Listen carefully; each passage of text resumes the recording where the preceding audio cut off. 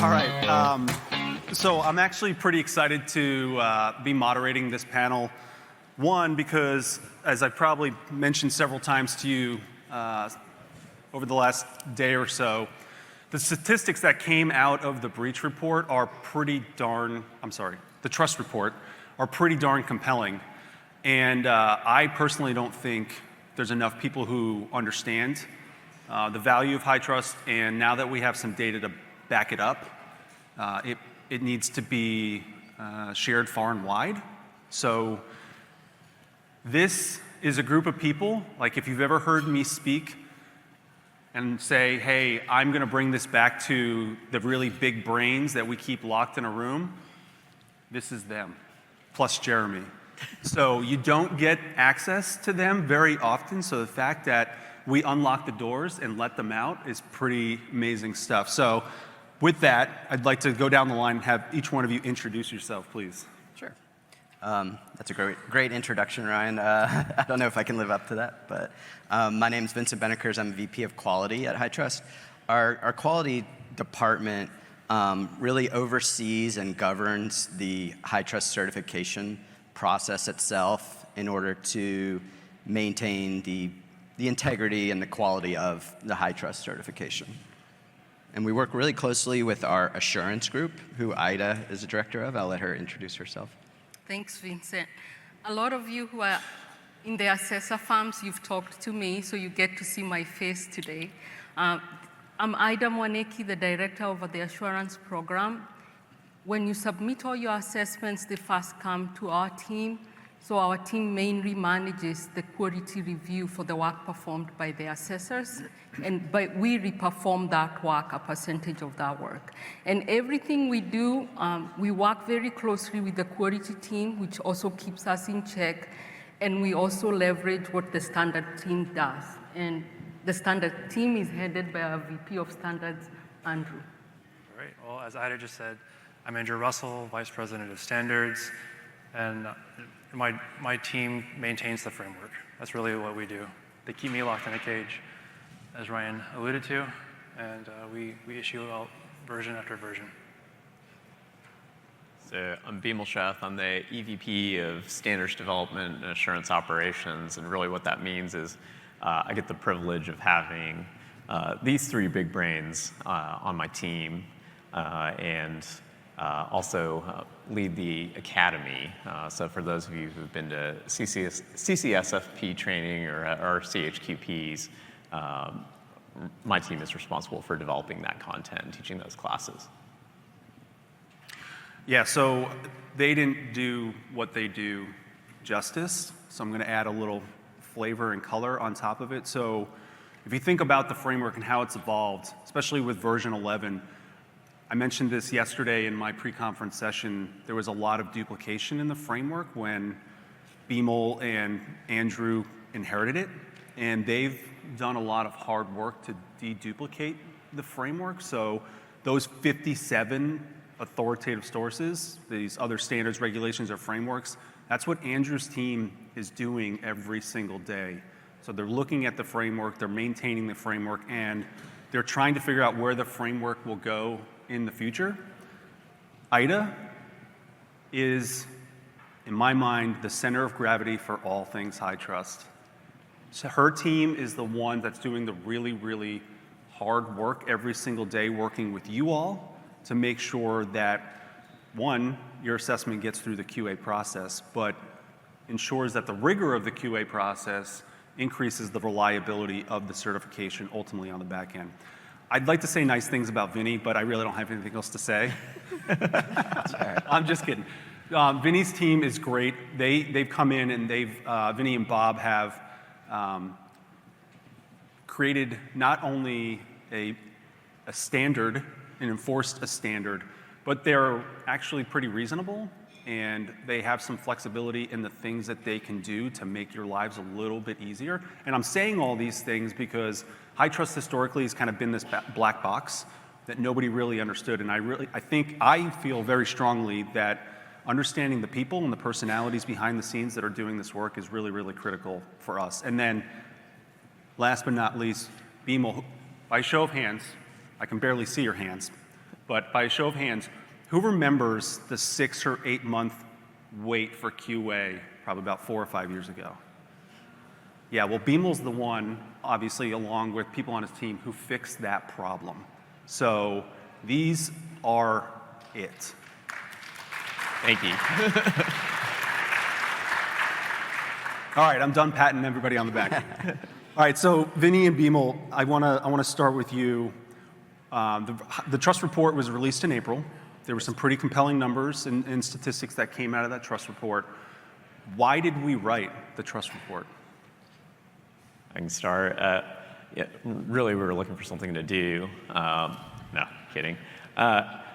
We actually spent a lot of time asking ourselves, does what we do matter, and how do we thought it did. We were pretty confident what we were doing matters a great deal, but how do we prove that? How do we show people outside of the four walls of HITRUST that it is important, that we're leading to better outcomes? And we said, well, we need data, and we realized we were the ones who are uniquely positioned to capture that data because of the wealth of information we have within MyCSF, right?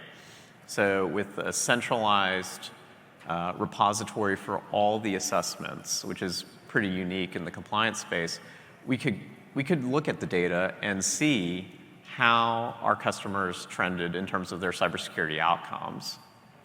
And so we pulled the data. And I think Vinny was awash in data for months. And it quickly became apparent we needed a framework to look at the data and actually turn it into something meaningful and answer this question about how does HITRUST influence the outcomes? And that's where we got the ideas behind relevancy and reliability. Dan alluded to them, to kick us off. And we said, with those frameworks, we can start looking at what this data actually means.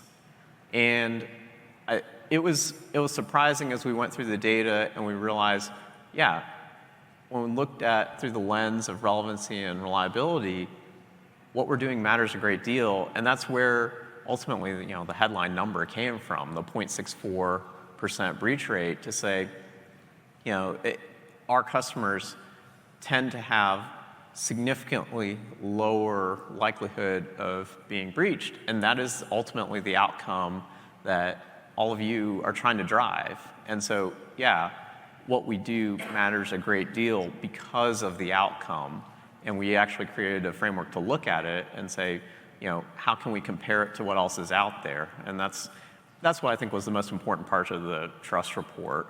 I don't know, Vinny, you were very much in the weeds for months, so what do you think? Well, I'll add to that. Ryan, you hit on something when you talked about HITRUST being kind of a black box, and I think that it was important for us to share what we do as an organization to ensure the quality of a HITRUST certification. It is a little bit tooting our own horn, but I think it's important that everyone knows what we're doing and why we're doing it. I think it also sheds light on how you can think about other reporting frameworks, assurance frameworks, and ask the same questions that are in the trust report. What are they doing around the quality? What are they doing around the relevancy of their reports? And so we want to explore that and communicate that. Yeah, there was a comment made yesterday that I think it was by Robert, that we didn't do this to satisfy a known outcome. We were genuinely curious, and the outcomes kind of developed themselves based on the data. Yeah, I thought that was really interesting. I really had nothing to do with writing the trust report, so I'm learning just as much as you are. All right, so Vinny, you just mentioned other assurance mechanisms. So there's pervasiveness of SOC 2 Type 2, there's ISO, there's others like PCI, obviously NIST. Why aren't those enough? Like, why can't they do what we did? I think those are each of those frameworks has different advantages, different things they're good at. I think what we focus on that's different from those other frameworks is that an organization is going through a security journey, and every company is in a different spot in that journey. Some of them are starting out, and so we have assessments that tailor to where they are in that journey, whether it's doing the essentials, the E1, or for those larger organizations that need the robust assurances of the R2. At the same time, Jeremy talked about the insight reports earlier. That's an area we want to get into because we know there are needs for those companies to know where they stand against HIPAA or upcoming with AI. They want to have those insights. And so we're trying to tailor everything to organizations' needs. Ida, Bimal, anything to add on that topic?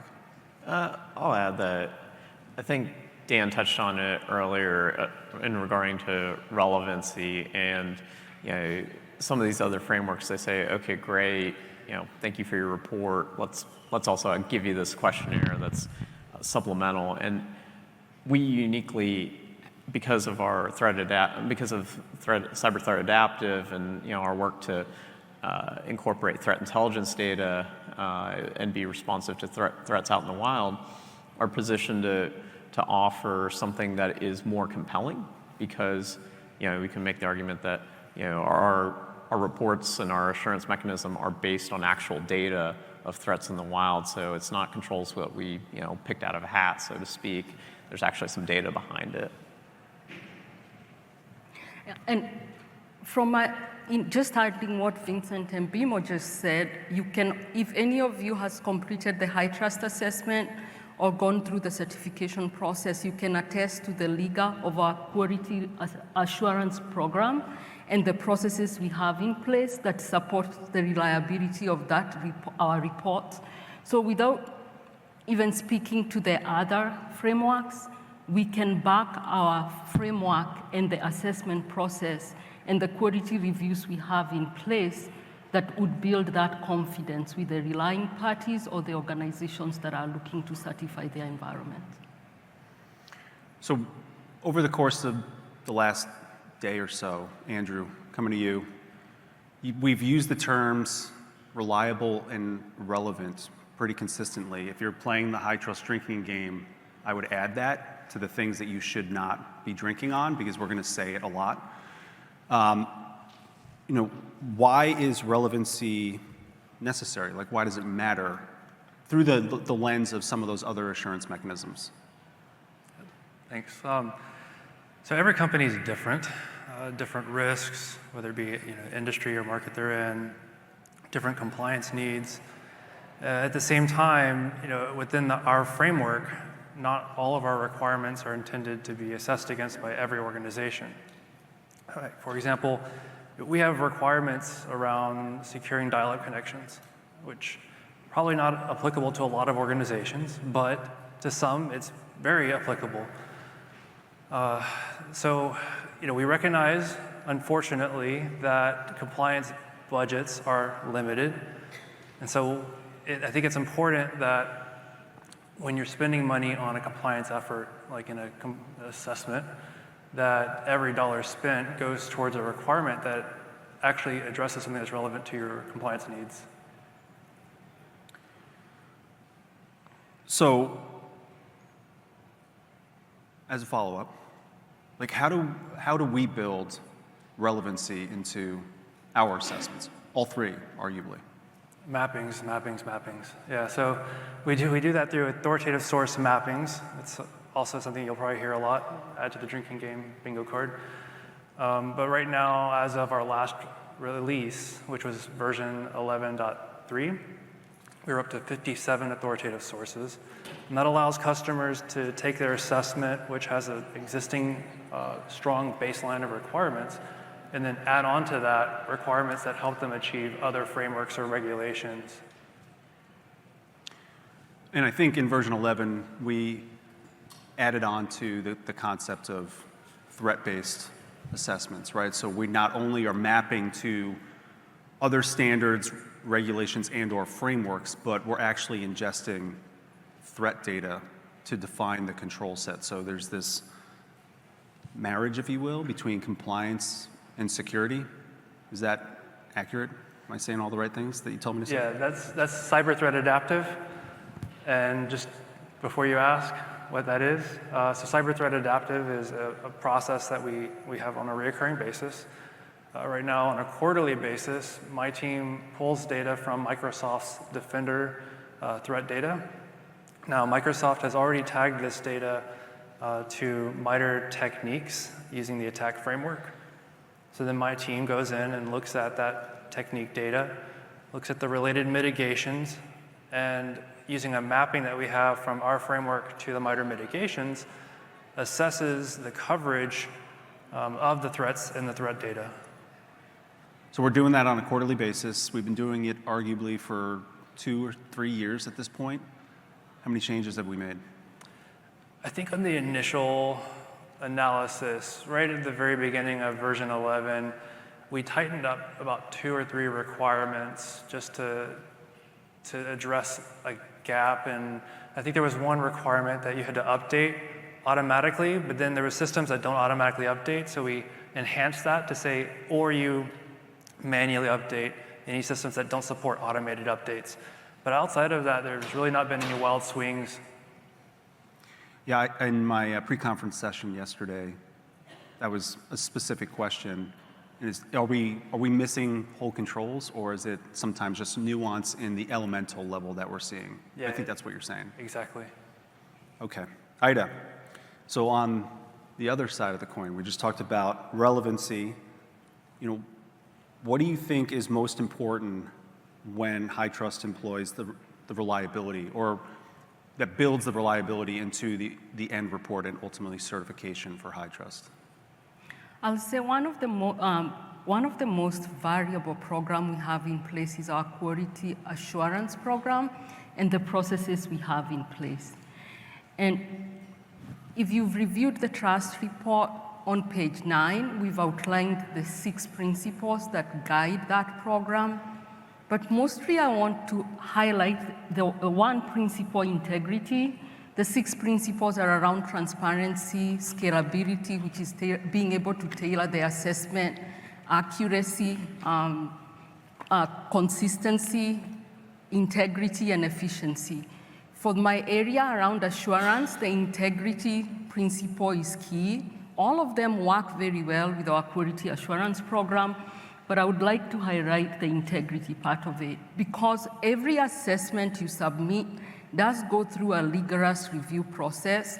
Some of you have asked why we need the 2 weeks pre-submission before we start QA. We have what we call the pre-submission reviews. We do review the documents you've submitted, and using our intelligence engine, we do run analytics against every assessment that is submitted. There are around 150 checks that are done to every assessment that is submitted. And that allows us to classify the quality of the assessment. But if you're missing critical information or you have big misses, we do open tasks. And some of you have already seen that. The key, what I would like to applaud today is the work of the assessors, because about 85-point-something assessments go through that, our intelligence engine, and they are accepted. The second phase is the post-submission QA review process.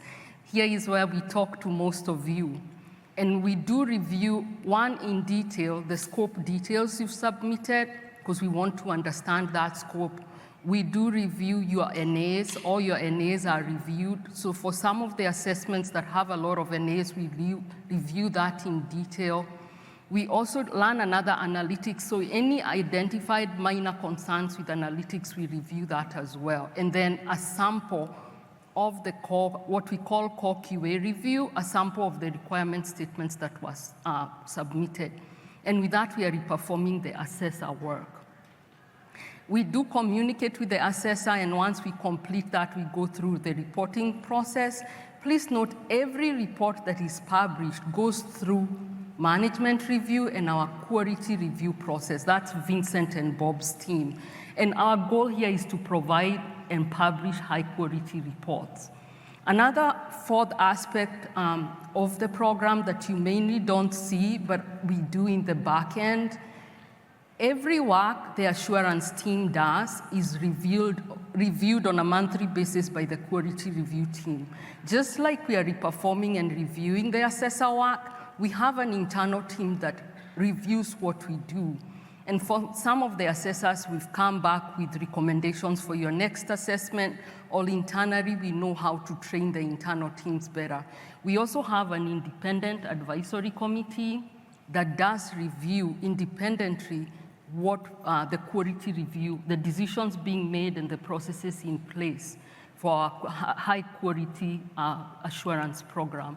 So we do have all these checks that we can be confident that what we've put out there is reliable and we can stand behind the quality of the work that we've produced. Vincent, did I miss anything? I think you covered it well. To emphasize one of the things that Ida mentioned, we could have stopped at just QA. So when an assessment comes in, just doing QA and then getting the report out the door. But we chose to add the additional quality layer on top of that. So our quality review of the draft reports, our QA review of their QA, all of that is another layer that we felt was necessary to really make sure we had a reliable certification. And one quick point to add. All these steps are managed within my CSF. You are able to see the different phases, and that's how we are able to correct the data. So the assessor and the clients have visibility to the process. So it's not behind the scenes when your assessment is in QA. You tend to know exactly where the assessment is at and who has it, depending with the open tasks and concerns. So we love that about the transparency of the process.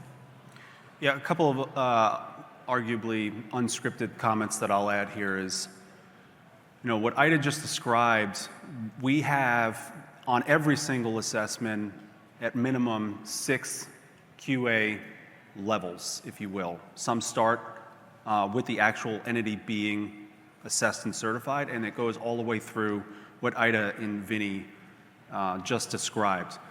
We have an additional layer that was mentioned. We have a quality subcommittee at the board level who samples assessments. I don't know what frequency they sample. Maybe Vimal, you know?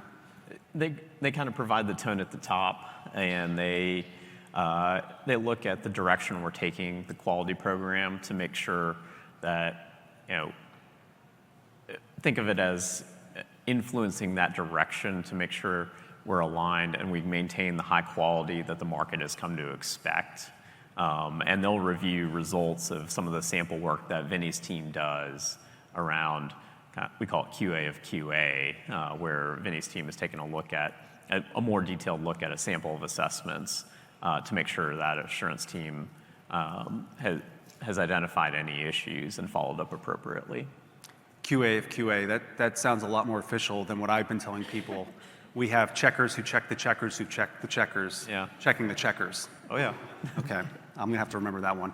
Just for contrast, and I'm not here to pick on anything else, to draw upon, say, SOC 2, because that's probably the most commonly accepted and pursued assurance mechanism. There's only really 2 checks. There's a management attestation letter signed by the organization that is being audited, and then there's the opinion written by the CPA. So we have gone way beyond that point, and that's really, in our opinion, what drives the reliability. And one other comment I want to make based on Ida's comments, for those of you in the room who are either being certified or the external assessors, that 2-week pre-QA window, one of the things I think that's happening, but definitely happens during the actual QA window, is those QA analysts are looking at these assessments absolutely fresh. They are not the ones who just lived this for the past, 3 months, 6 months, 12 months, whatever it took for you all to get through that process. So they're learning about the scope, they're learning about the systems, the technologies in the environment. So I guess it's a a shameless ask, if they ask questions that seem so blatantly obvious to you, just keep in mind that this is the first time they're ever looking at this assessment, and it takes a little time to wrap their heads around it. So anyway, off my soapbox. All right, getting back to the trust report specifically, and this is a question for all of you, and Bimal, maybe we'll start with you and come back in this direction. What were some of the findings that you found to be the most valuable based on what we found? One of the most interesting ones to me was around the cap closure rates. So on R2 assessments that have caps, what we did is we tracked those caps and followed up at the 1 year, the interim assessment to see how many were closed. And I knew about the market perception of caps and the attention that caps draw to assessed entities and the desire to minimize caps. So I expected it to be a fairly significant number. I didn't expect it to be 92%, which is why I think the trust report had it at, that were closed by that 1 year anniversary. And the reason that was surprising to me, thinking about everything that goes into closing a cap, from getting budget funding to recognizing the gap, recognizing what the issue is, to actually going and implementing whatever fix is needed, those all take time, resources, management attention. It can be quite the process to get those things fixed. But I think it's a testament to all of you in the audience that put the emphasis on getting that done and doing it quickly. And it's a testament to the commitment that our community has to improving their environments and running secure environments, that it was at 92%. That to me was just a really high number that I think everyone in this room should be really proud of. So from when I read the report, I wasn't surprised by it, but I did want to highlight it. It was our customer base. And I think there's been a misconception that, oh, I'm not healthcare, so I don't need to do HITRUST, right? But when you look at our customers, it's over 30% IT. I think healthcare is a big portion, it's 18%, but we are much bigger than just a healthcare assurance mechanism. For me, it's a couple. Allow me to mention a couple. The first one is to do with what I thought the relying party or the assessed entities would like to know. It's the level of review that we perform that was clear with some of the data points. One, we were able to support that every assessment completed through HITRUST goes through a QA review.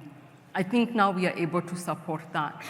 The second part to that, we were also able to support how much time HITRUST is investing in performing these QA reviews.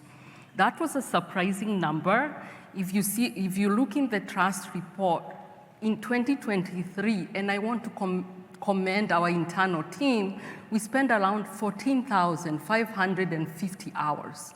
That's what the analysts spend. You're not even thinking of the overhead of management, but we invest that time to make sure the reports we are publishing out there and the certifications we put out there, they are of high quality. So that was one I wanted to point out. The second part to this, I think this would be more to the assessors.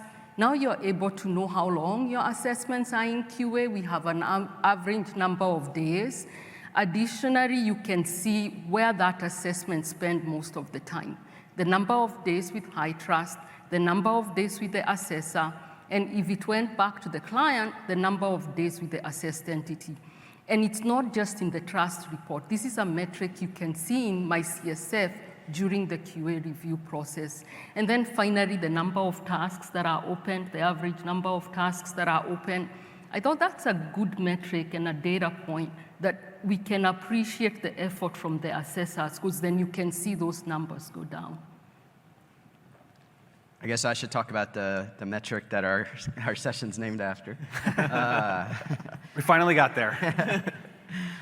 So yeah, the one metric that I think everyone talks about, or that I hear from most people about, is the breach rate of 0.64% of HITRUST certifications have reported breaches to us.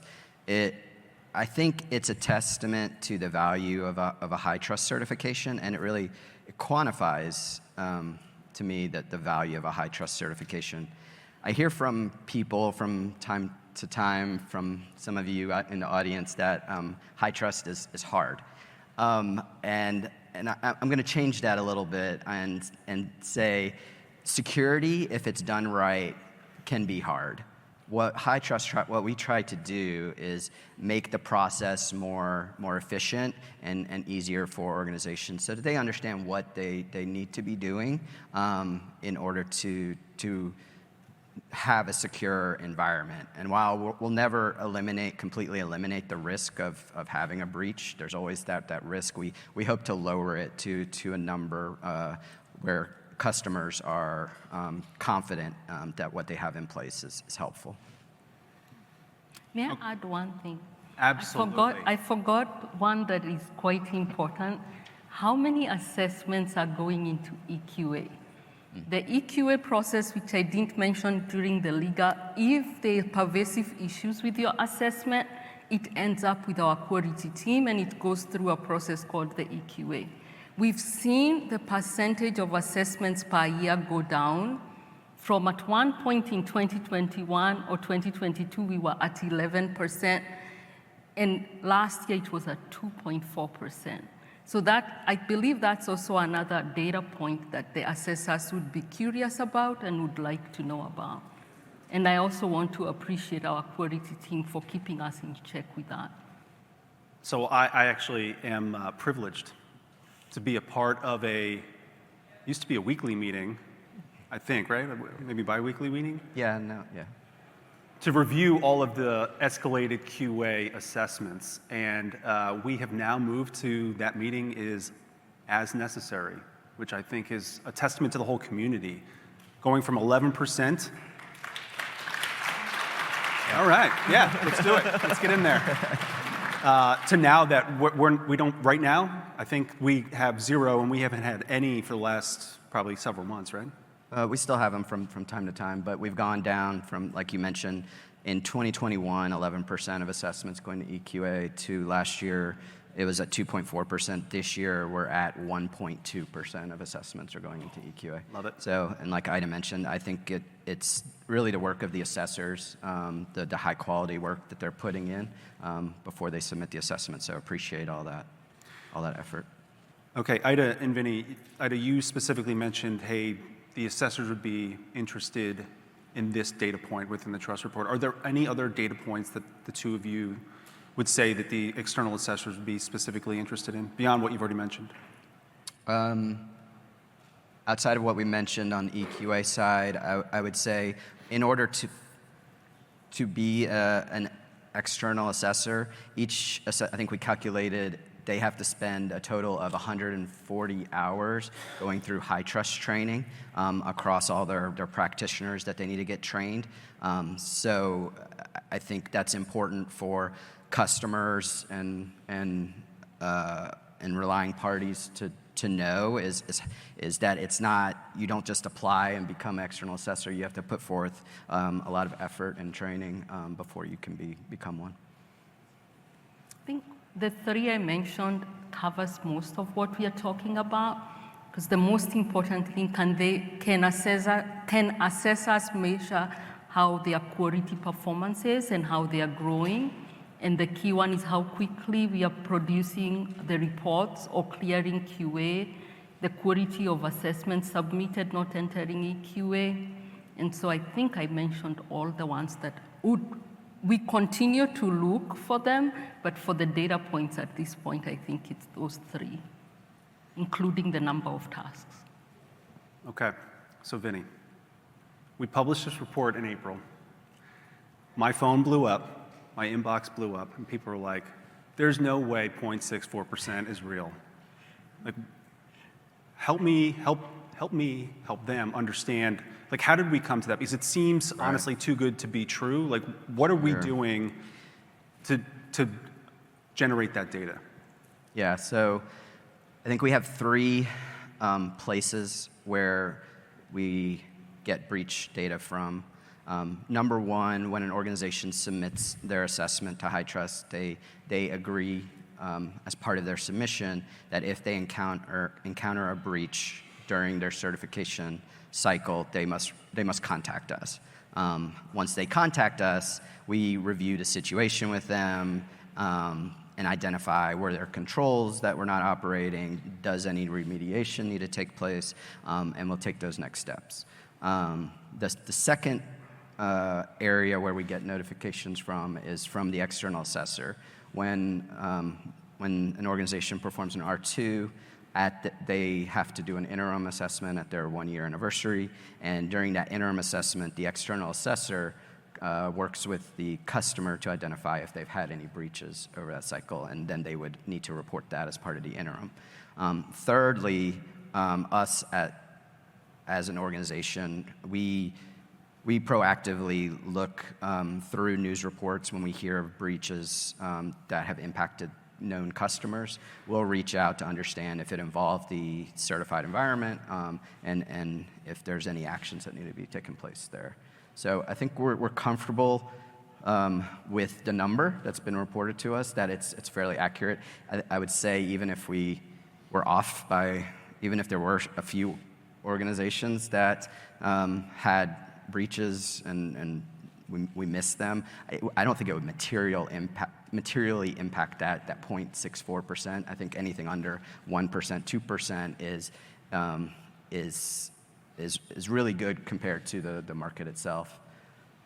I'll add on that actually there's no reason why we wouldn't want customers to report breaches to us. We actually want to know if a customer has encountered a breach, because we want to continually improve our framework in the CSF.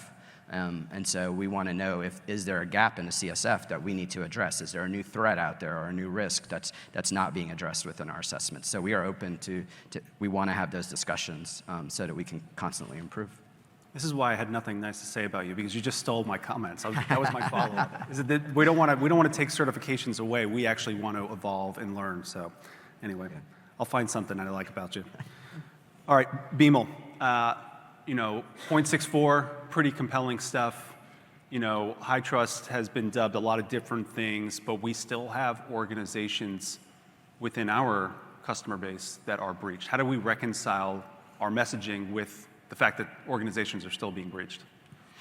Yeah, I think it's a valid question because nothing is going to make you impervious to a breach, right? There's no shield of Aegeus, if you will, that defends you, that's guaranteed to defend you, right? There are instances where people have, to borrow a phrase from Robert, bad days, right? And I wish we lived in a world that frankly, no one ever had a bad day, and that just didn't happen. But it's not the world we live in, right? And as security professionals, I think our job is to minimize that risk and make sure our organizations are resilient in case there is an event that happens.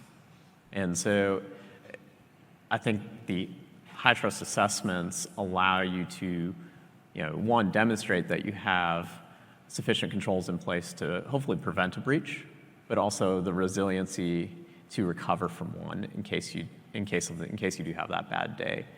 And I would also say, I think it speaks to the maturity that is demanded by the certification that people improve their control environments, right? Whether that's progressing from an E1 to an I1 to an R2, the increase in maturity allows you to better defend yourself.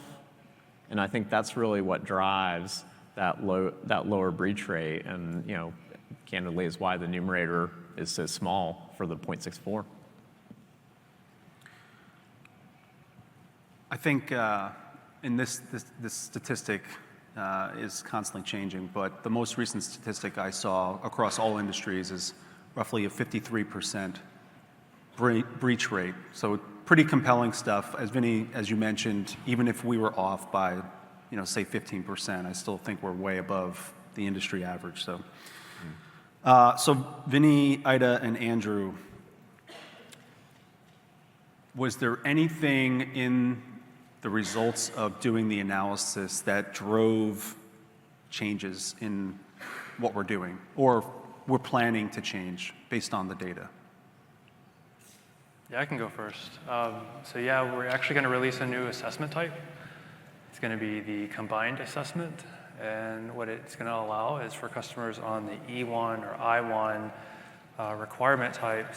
assessment types to select authoritative source factors and bring in additional requirements into those assessments to achieve a greater level of relevance. I'll say one of the reasons we were able to get the data that we included in the trust report is because of a new tool that we were using internally to gather that data and be able to report on it. I think our goal is to expand the use of that data.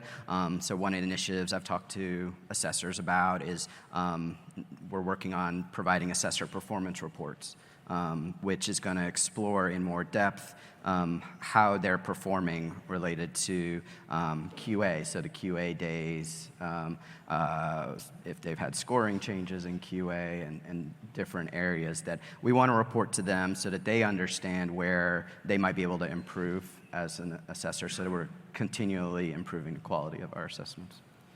And in that light, and a lot of the assessors I've worked with have had me say this, our goal is to keep fostering a collaborative relationship with the assessors, because the two metrics I mentioned was the number of assessment entering EQA and also how long an assessment is in the QA process is highly determined on how quickly we can work together to resolve that.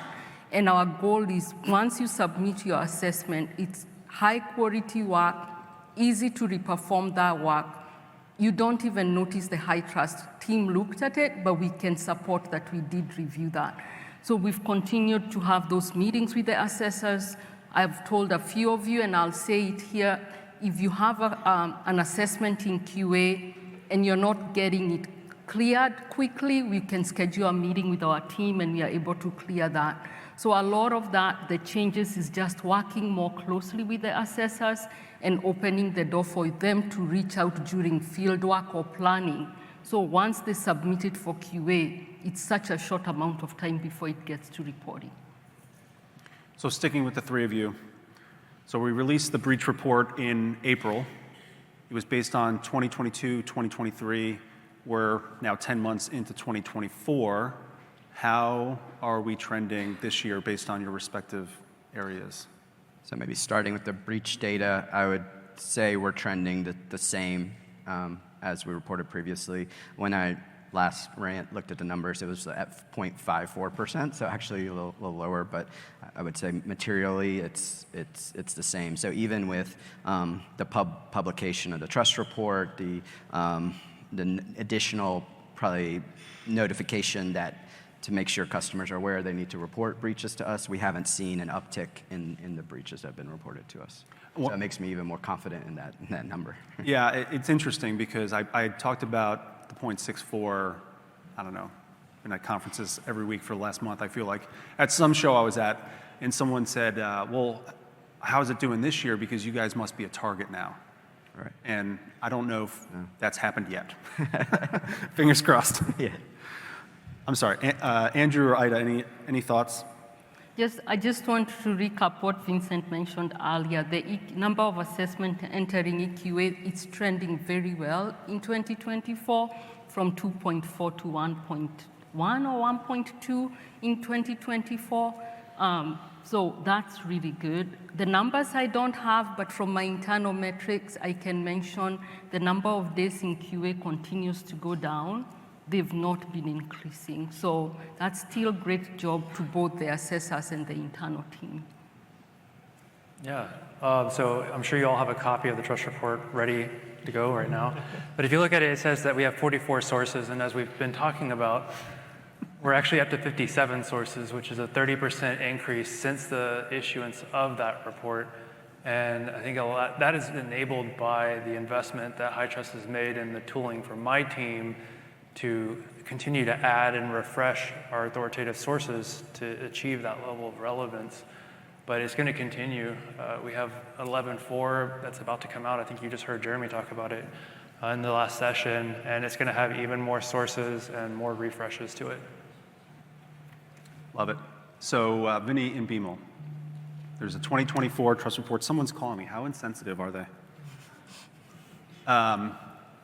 This is planned to be an annual report.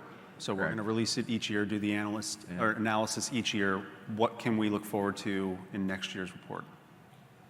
I think we've started having some meetings discussing what themes we want to discuss in next year's trust report. We haven't finalized anything up to this point.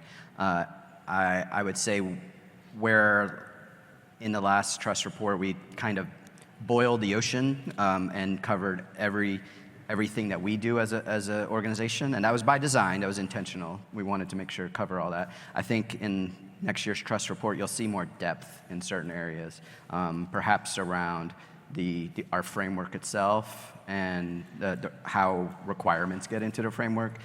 We may explore a little deeper into the breach rate on what are the reasons for that organizations are having breaches from those that have been reported to us.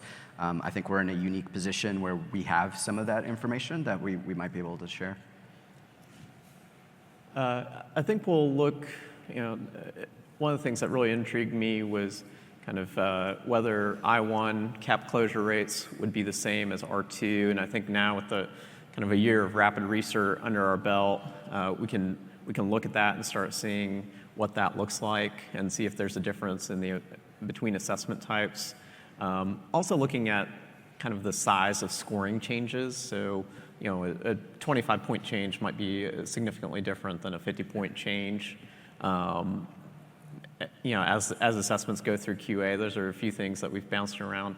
I'd also encourage you guys to reach out because we are very much open to feedback on what you guys would like to see in the trust report. I think last year Ryan did a great job of just posting out there on LinkedIn and getting some good feedback, and we archived that feedback to come back to it for the 25 report as well to say, okay, is there more we could add and more useful information we can provide for y'all as users of that trust report?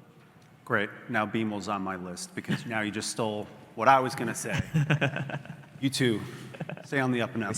I don't need this list your growing. notes. Yeah, seriously.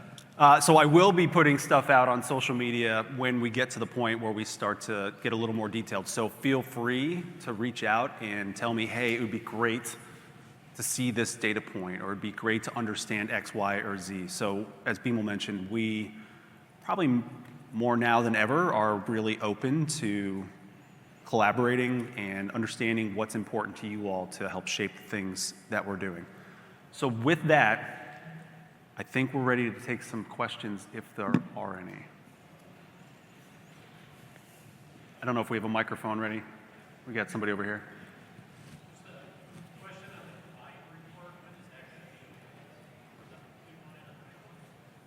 The combined assessments. So there's elements of the combined assessments that are out today, right, through the AI risk management assessment? So combined assessments are actually available now. I think the release date was towards the end of August. I believe, and someone here will have to keep me honest, that the factors that you can add in are HIPAA, AI risk management, and I believe PHIPAA, if I remember correctly. So the capability is there today. It's what additional factors, if you will, or other sources that you can add that will continue to roll out. And that's actually another shameless plug. If there is something that is really important to you that you would like us to add, let us know, because we want this to be whatever it needs to be for you. So let's say it's GDPR or CCPA or what have you. If you all come together and tell us, hey, we need this, it will get on the roadmap and be released. Hello. Hi. Over here. It's me, Nicole. I know Nicole. Hey, Nicole. Hi, Nicole. Thanks for coming. Very funny. I wanted to ask about live QA and what opportunities there are there, and how does one determine if live QA is appropriate? Does that make sense?